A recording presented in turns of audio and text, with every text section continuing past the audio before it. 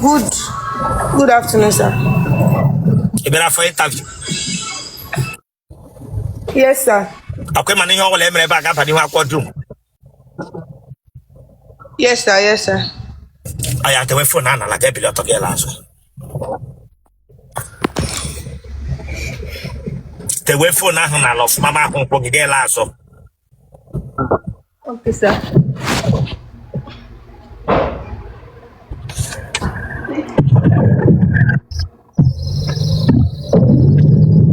Yeah, side that. Oh, yeah. Shift it like this. Shift to the other side and up from camera mapping. Sorry, sir. Don't you want that any now? Don't open the riga here now. Tadi negro chilori. That way I fuck with him now. It's like a man. Like a topoga. The waka gets straight. The waka gets straight. The waka gets straight.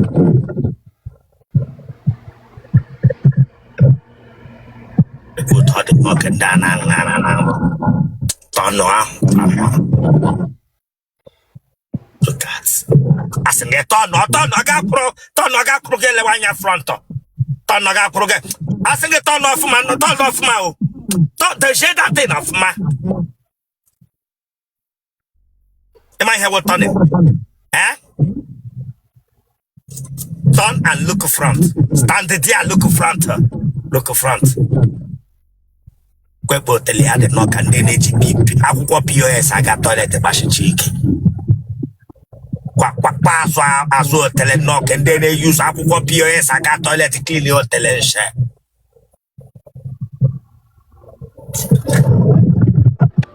Ya were for no.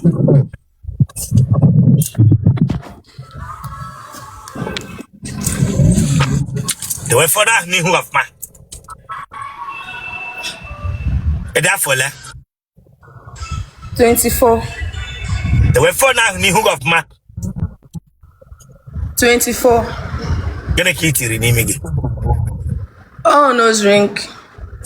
Chemga hit you. How many years na kono there? Mka meporia yesterday. Ika me na konya kemotra eji mepeye. Na-eme modeling, so eji m mee modeling Otele ge kwe para Otele nde putra from teaching job. Imega which modeling. Iji hu Apollo ga ikpari ihu Apollo bianga gwam say imega which modeling. Mega which modeling. Na konya kemotra eji gbapushi chi metiye ni mege. Adannem. Emotra ya na ke. Yes, sir. I would hear how got Kushiro. You want your back? On Anambra State. A ben Anambra. Njikoka. A ben Anjikoka. Enugu Agidi. A ben Enugu Agidi. Etiti. So they have na emotra na tanege. That means atanege so kwa Davido go one Otele gaso. Atanege go he ga go he. But me modeling. Sorry. Sorry for yourself. Sorry for yourself. Branga be akwa me say atanege. Aya, remove it. I say remove it. Ye meshila. Me remove it. My news are ekwemu wepu ya. And the ejili aka ga asa contract na asra akwa. Anyị onye na-enyere anyị aka eme ya n'ụlọ. Okunu nwere med. Okay. Pant get the person name here. Ma akwa. Ọnwa na-eme ya. Onya kam na jụrụ na wo ebati no ya wo be bad. Akwa the med na-eme ma pant ma ihe niile due to tifis lenes akwa ya. Yes. Okay, good girl. Wife material. Family of Ndi Brave. Sorry, sir. Shame unto you. Ikabo wife material karaka. Pranga tako shigremeze. Brangata Kushrimeze. The way for now of money hungry. Go for now of money hungry. Let bottom not again. I go get toilet and arrow. Go left dragon yonshe. Go left an arrow gan yonshe. Branga Atakushigramese.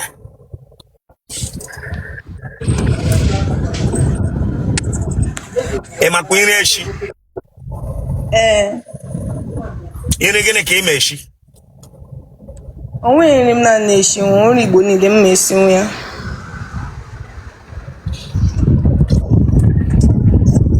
Get again, I don't mean I sell up again a panther. MM shop, so when just when shop even near Afia. Afia get a kinere, Afia get a kinere. Sex toys.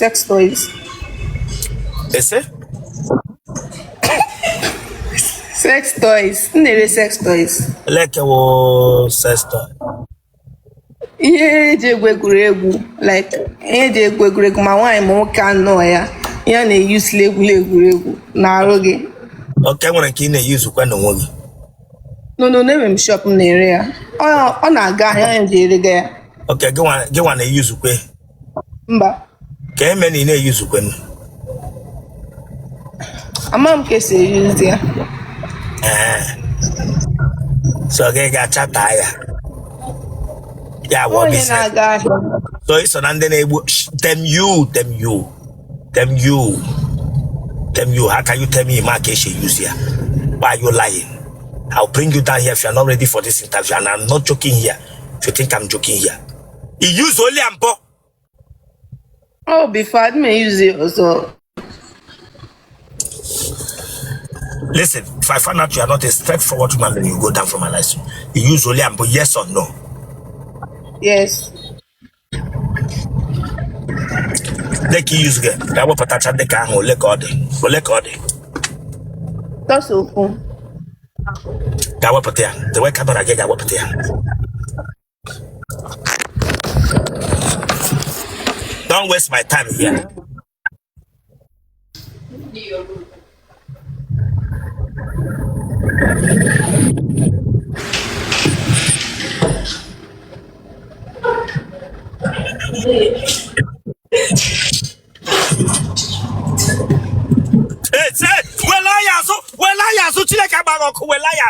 Go back again, Jimia. Go back again, Jimia. Set a camera off my girl. Lazo. Telero Zana. Canona kitchen guy where I called to Naila Gamma brew this one. He got where I called from kitchen. Use to me, I walk hand no. I wouldn't know I called to my being Gibranga Beta Coshrimese.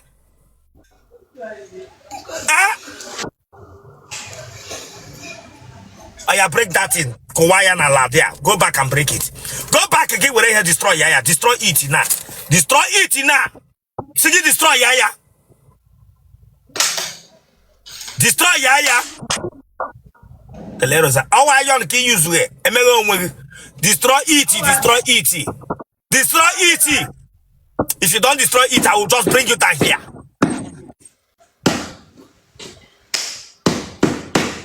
Yeah, I won't know how man I can use it. Not telling you.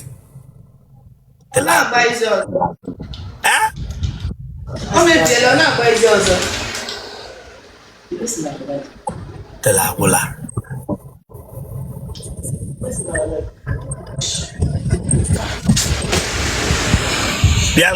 Bianca. Magan and Pago Dendo. Listen, if you are here to play with me, I'll bring you down. I'm not joking here with you. Negi Nanago Dendo.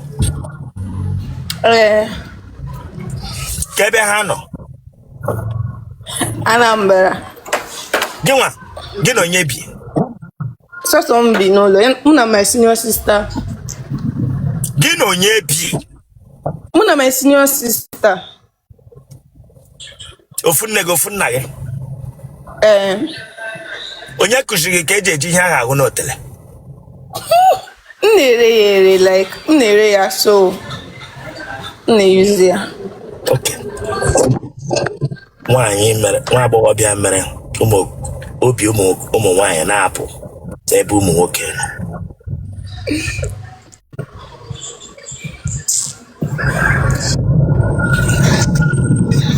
Ije eme hookup? Mba.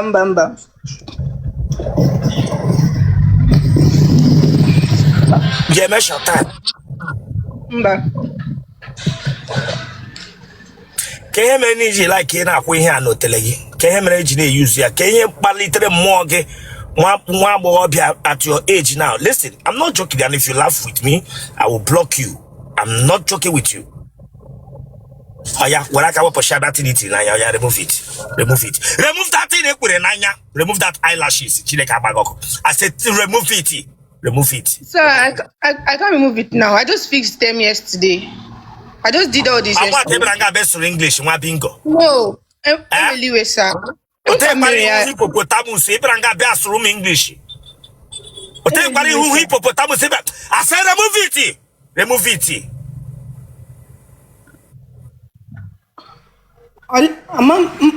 Any dreamy get back remove it now with the mirror. I don't maybe pull myself. So I need to go to the last take. That's your sister not there. Mba, no ever.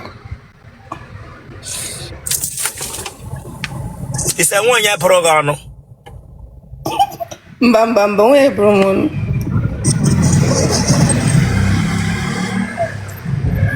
About Jordan. Mba. Nne na nna ha masị jere ahịa ihe eji ụmụ nwaanyị na-eji awụ n'otele. Hama. Mpaga asị gịnị? Onwe ya kwuru ọ bara mba initially. Mana mgbe ọ notisi na itigo m ezigbo ego n'ime ya kwuzi okwu. Mmago na-enwere nke ọ na-eyuzu. Mba. Di ya ka dị ndụ n'idi. Na gịnị mere? Onidi ya di ya ka dị ndụ. Oke onye di ya nwụrụ anwụ onye n'idiri. Mba, at least onye na-achọ ịgbanye ọ ka mma. Chineke agbaghị ọkụ.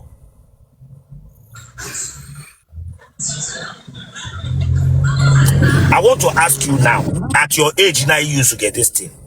Be honest and sincere. In an old again we feeling for okay, they value that man. Be honest, can we use to be in a way value for any can I walk it in a chat, it can we feeling and love for that man. What means you walk it in answer me yes or no. I did make dinner okay. I did make relationship. I'm just trying to try here. Okay, maybe a relationship. Cause we name it. But maybe before. I'm sorry, just try ya. Cause I'm okay dinner and I'm give before. You won't know virgin.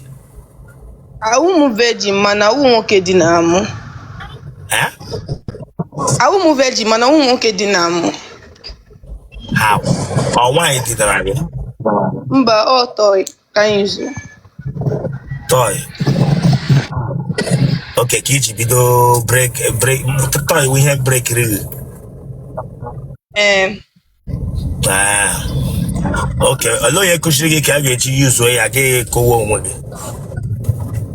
I na girls school, so all the common neighbor. Okay, get where you go yourself. Okay, break over on where you gave it those they used to eat. So maybe those why might notice saying that ego there, maybe the real was there. Okay. What makes you in a man wine? Be honest to me. In a man wine and wine. Okay, in a man wine and wine. Okay. Can we be how many years can or into in a wine and wine? Maybe the men can secondary men can like 14 years. 14 years. So now, can many GBI here for interview since same that now? Edela used to email wine now. Hold on. Listen. Put camera on your face. Let's forget joke. If you are not ready, tell me. Can many the feel na need this interview since you know in a wine and there's that now he needs anything that have to do with man, you are already used to it, right? Because when you also okay, making no way get when value okay. So why do you think so? Because I'm trying to stop. Na bali pushing, and at the end of the day, I won't want to come galu. In a choke pushing, and only get pushing cockney. Mba, awu no na-ekwe m pushing. The thing una ababe m n'ime relationship, so mba, ọ ga-enyere m aka pushing, and at the end of the day, I won't want to come man. No, come man. So, don't you think nigga no panime marriage name ekwe wine and wine? No. All the possible. Huh? But Not they possible. Then get the enjoyment in what they in doing it. What do you think? Again, if you're in your conscience on a disturb about what you are doing, call in a mere because you want to be doing it. mgbe m bidoro ya ebido m ya with that mindset na nwoke ya tụnwu m ime, mana ihe ndị ama ntụnwa m ime, nwoke ya emebi ndụ m ma o mee ndị a, onye ji too with that mindset. So that is it. Okay, now come drug ajụjụ. Okay, man, the life in a live now. Ime wine and wine. Wait. Ome wine and wine. Okay, man, that na Alibo na say answer. Okay, man, no waro. I believe no waro. Na Alibo na say answer. Amacha maka Igbo cultures and tradition. Manama etomo with is a normal thing to do, and comes igwagi na mbu agam na girls school, so it was normal for everybody. It's normal. So I don't do that myself. Okay, man, here I never got badi na photo. Ngawa niru. So now, on your own, do you really want to stop it, or a share? Yes, I do want to stop. I want to stop. You want to stop? I want to stop. Yes. Are you sure you want to stop it? Are you sure? 100% sure? Okay. Yes. Do you believe in ancestors? No. Do you believe in God? Yes. Okay. When I get something this so powerful that you might take for granted, and I'm not joking about it. And I may here umu Igbo no here. Umu Igbo ni ne drew here woge them also. And I may if you think it's a joke with your age, Gega continue name in basa wine and wine, or anything you see is left for you. Okay? Okay. Actually, came back to na try here the canedo. Because I take a serious oath now with me. So try here the canedo back to nala. Bapu ugefu. So gidi anajala. Oboda he no nimia. That needles. Beka get no fat. Do I naka get cobra pataganaka. Get the sianala. Anything in Kuruki gave me. Is there any door in this house? That lady not there. I think she's not any door. Mba, all my maid, my house help. Okay, your house help. Now your party now, but it's okay. Give me your name here. Give me your name here. Mba. You know about her, may with her? No. Just be honest to me. No. I'm my girlfriend, but we recently broke up. Okay, please. You all need this serious. You really want to stop it. Do this thing I'm telling you now, and I want you to stop it. I will. Hello. I don't need to know. Let me use woman. More. My nails, they make room mother. All the very sharp. Now, promise me you will stop it. Promise me. I want to listen.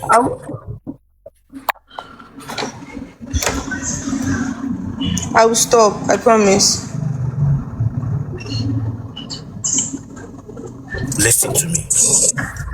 Listen to me. Listen to me. Promise me. Look at me. Promise promise me. I'm not joking. Promise me you'll stop it, please. Okay. I can kneel down for you publicly here. Please. Please. I really want to stop, honestly. Actually, okay, now do me a favor, Batronala. Nah.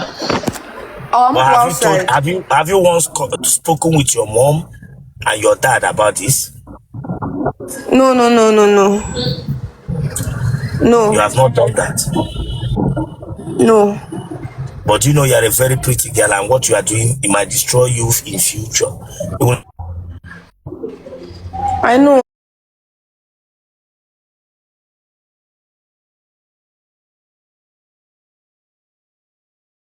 But that's what I'm trying to stop.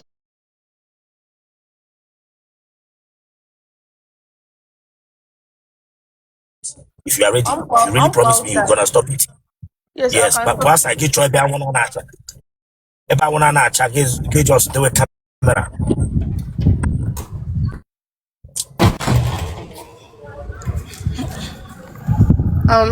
About them, Makwe. That's all my bad chatting.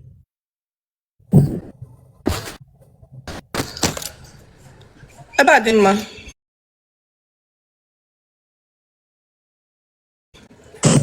That's all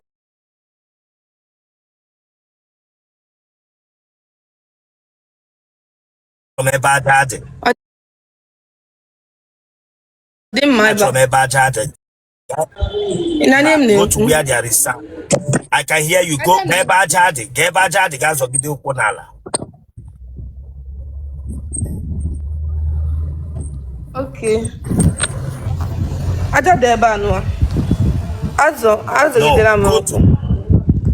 Go to outside the compound. Try a normal land of our chatting. There's no. I am on normal land deba estate. I am on normal land deba. Actually, them Magwemba. Okay, yes, no neba Aja flower and Kurobia. Can you stand inside that place?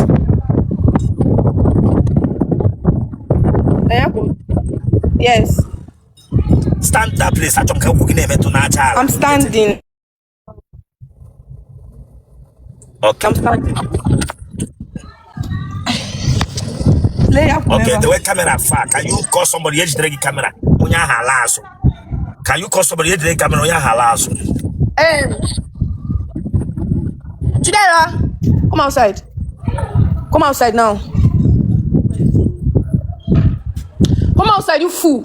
That person there tell me money for that. Your mama when don't allow me to block you. Just why you calling her? Just for the camera. Give one way. Show me light. Show me distance. Okay. Let show the sun. Tell her to go far. Tell her to go back far. Okay, tell her to go back. Tell her to go back properly. Yeah, go back where? Okay, now. Hold on. Can you hear me? Yes, I'm hearing you. Okay, good. Are you promising me that you are going to stop this thing? Yes, I'll stop. Are you in a way ndi Igbo niile na-ebe nkwa? In a way ndi Igbo niile na-ebe nkwa, na-aga kwụsị ya. M na-ekwu n'ụkwa na m ga-akwụsị ya. Oya were aka mepụta ọbara na atọ mbụ gị otu a. I want to confirm that you have done it. I want to be sure. Then touch some of that blood on that wall. I will see it.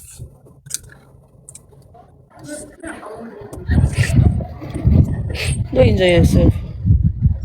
I'll meet you on a wall. I will see it that your blood is there.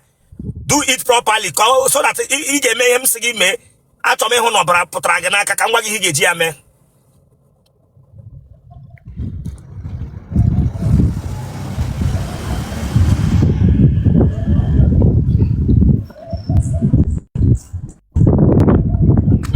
Come with them, ma. Anyone you want to be fast.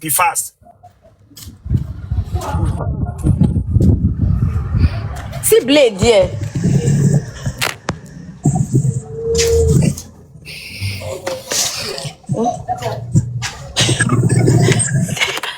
I don't know if you may come back to this. No.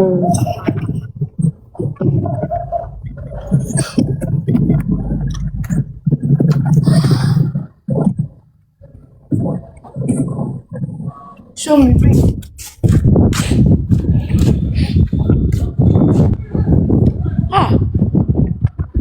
Make I see. Go closer.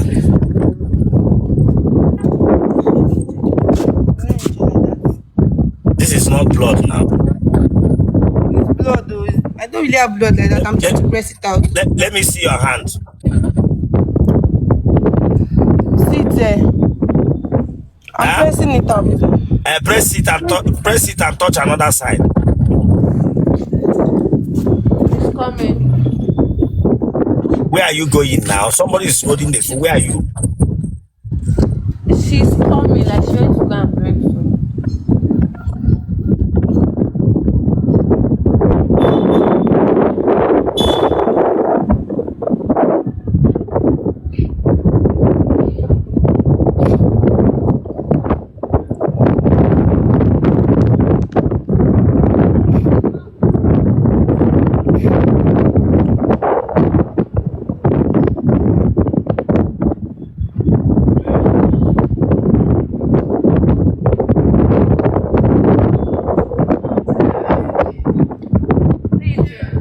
Where are you now?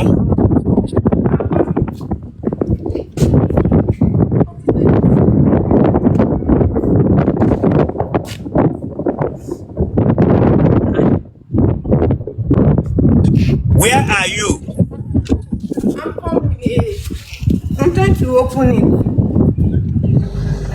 That means you were lying for me before. Don't just be sincere to yourself. No, I use. Listen. Make sure get was this thing. Make sure get one. Make sure get.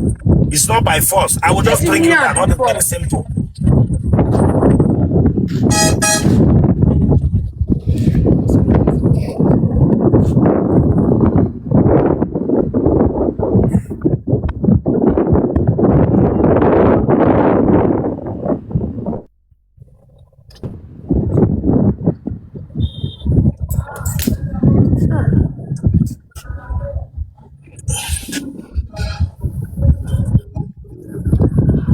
I can't see anything.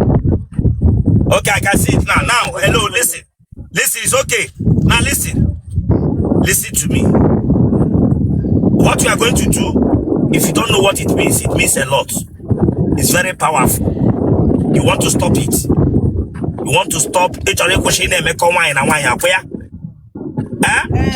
Oh yeah. It got contrary to it. It they aware. It got contrary to it, you will die. Are you aware? Yes. Oh yeah. The wakaga on aja on not there. Where I can the when aja on like this. The way I am what? Listen to me. Oh yeah, go ajala. Ajala. Ajala Igbo. Ajala Igbo. Ajala Igbo. Ajala Igbo. So back listen the same. Atrom come go back. Atrom come. Atrom ekwusi ihe gbasara mmekọ nwanyị na nwanyị. Atrom ekwusi ihe gbasara mmekọ nwanyị na nwanyị. Atrom na-eme ọsọ. Atrom na-eme ya ọzọ. Nyere m aka. Nyere m aka. Ka m kwụsị ya. Ka m kwụsị ya. N'aha Chukwu okike abịa m. N'aha Chukwu okike abịa m. Ihe m na-eme. Be my phone. Ihe m na-eme. Mgbe ọbụla mụ na nwaanyị ọzọ ga-emekọ. Mgbe ọbụla mụ na nwaanyị ọzọ ga-emekọ. Ka aja ala alụsị m ọgụ. Ka aja ala alụsị m ọgụ. Ka aja ala Igbo ma aja ala obodo ọbụla m nọ n'ime alụsị m ọgụ.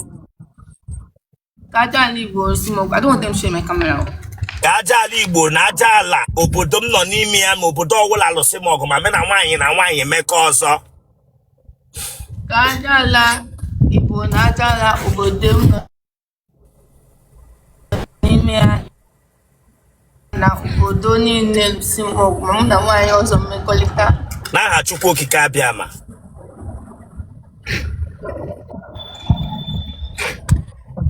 N'aha Chukwu okike abịa. Eji m obi m na-achọ ịkwụsị ihe a.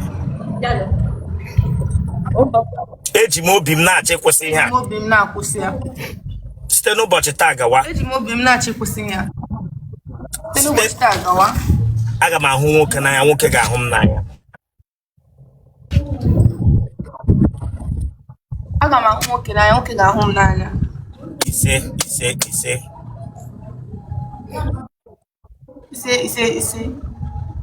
Okay. All right. Call your number. Congratulations. Your interview. I met you interview. Call your number. Why you all up okay. Go cool relationship. Go cool love. Block Hoya. They will still call you. Okay. But take notes. Okay. That they will call you. So okay. Block Hoya. Okay. My sister. Hello. Can you hear me? Okay. Can you hear me? You are the happiest thing that has happiest thing that has ever happened to me today, December. You are the joy I'm using to enter a new month. And to other Igbo men that are here, and I want to tell you they are proud of you. And I'm telling you today, I'm happy with you. And the love you have never seen, you will gain it all the rest of your life. Please, be courageous. Amen. Was here. No, don't take what you did as a play. You don't know what you just did. So if you go contrary to it, I'm sorry. I'm sorry for you. All right, take care of yourself. Call your phone number. 081 48 59 7075. Also on WhatsApp, call Naghu. It's okay. Much love, okay? Much love. If you can still change business, it will be better, okay? All right, guys, let's show her love. Let's show her love. Let's go. Everybody show her much love from Anambra. Let's show her love. All those things, a young girl, normal. My sister here, it's an abomination in Igbo culture, okay? Owaro. Eh? Yes, sir. Something that an animal cannot do. Human beings are doing it.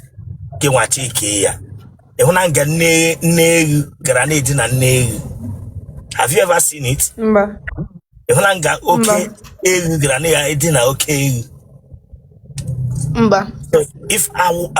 all these things are free from it, what about us? So I want to say much love to you, much love to Anambra people, and I want to say today, believe me, if so far you have done this, if you think what I did here is a joke, you also give me now you sabi, okay? Everybody show her love. Yes, sir. Let's show her love. If this is the only best interview I've ever done in my life, I will thank God. Let's show her love, please, guys. Let's show her much love, please. Call your number again. Call your WhatsApp number. Thank you, sir. Call your WhatsApp number. Is it my network? Yeah, your network. Call your WhatsApp number. You have not been made down.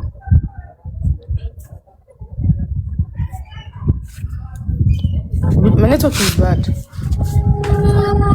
You can go inside your house. Call your WhatsApp number. Size again. Call your WhatsApp number. 081 48 59 7075.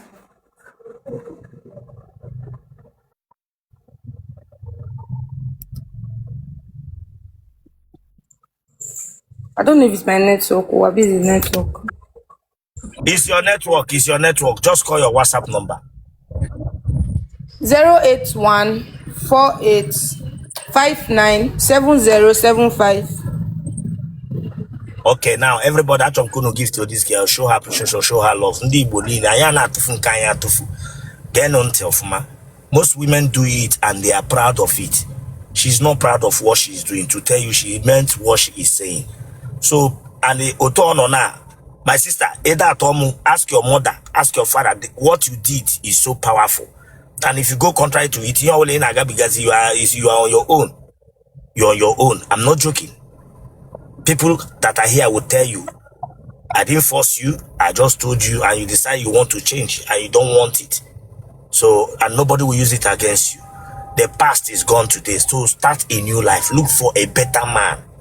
A better man that will give you a if you won't call library on a bullshit based on say KKK. Understand. Now look at what your elder sister taught you how to fix. If it's your elder sister, remove it. Stop it. Okay? No? Yes, stop. sir. Yes, stop it. Guys, let's surprise her. Let's surprise her, please. I will go 10,000 coins. I want her to get it and leave here. Let's show her love. Please. Let's show her much love. Prove to her that I will be able. No problem. Don't thank me. Kelendi. And promise them that you will never. Promise them you will never continue with it. Go ahead, talk to them. Talk to them. Ana Jomo for account number. Yeah, go ahead with your account number, no problem. Account number, OP. Thank you, God. Thank you, guys. Thank you, Ndi Igbo daalụ. Ndi Igbo daalụ.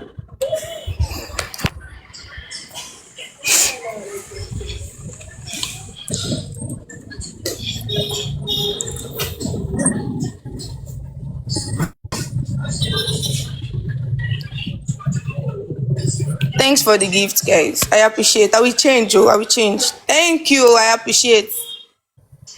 8148597075. Okay, Chinaza is my name.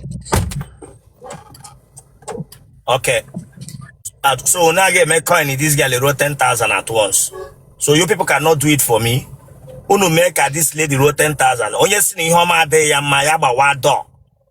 Onye wala patra na life for wala na come maka this girl na condemn or na condemn mo. Iga hi homa. Homa ge rugi na ka.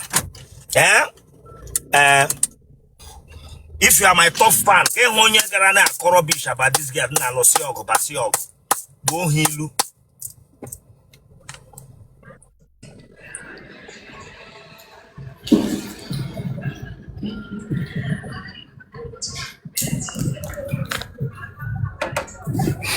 Now I want you to get to 10,000 coin before you leave here. Ndi Igbo meya can just know.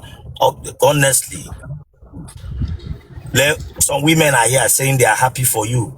Women that understand what you just did. Women that love what you just did. They are proud of you. All the whole Anambra people, I want you to bless your sister. I want you, if you have common sense, if you have, wisdom as a woman, you are from Anambra, and you understand the thing, and you are a mother, you are watching me. You understand? If you look at her, sometimes life for mad in a beach and she family upbringing. Yes. Because and there's some places I go school. I won't pay a cushion, I won't make a cushion. Koba prono wa dani a cushion kiamotea. Plus in na school. Yeah, continue. So my dear, I am proud of you today. And you are the best Igbo lady I've ever interviewed. And for that reason, if truly Mokemi Tegige Lordi be with a man, and I'm chop that now, the man I confirm on a wash line here. That the high, even make it here people name make expect and do God in a higher woman. The chi you are seeing on this earth is human being. So don't joke with human being that you come across. The devil you are seeing on earth is also human being. You see people that will come to you to talk rubbish. Okay? Yes, sir. Yeah. I might not follow you, but I promise you, my fans are following you. After this live stream, just go and check the 10,000 coin, the money you will receive, and also the people that have followed you. Thank you, sir. You are welcome. I appreciate it. You are welcome. Thank you. Nala on Tuesday. Okay, now listen. There are things you need to be doing because your husband, somebody gave you money, 50K, okay? Huh? Thank you. I appreciate it. Yeah. Tying down. It's okay. All right, guys. Yes, sir. Okay. Thank you. Bye, sister. All right, you're welcome. Have a nice day. Thank you, sir.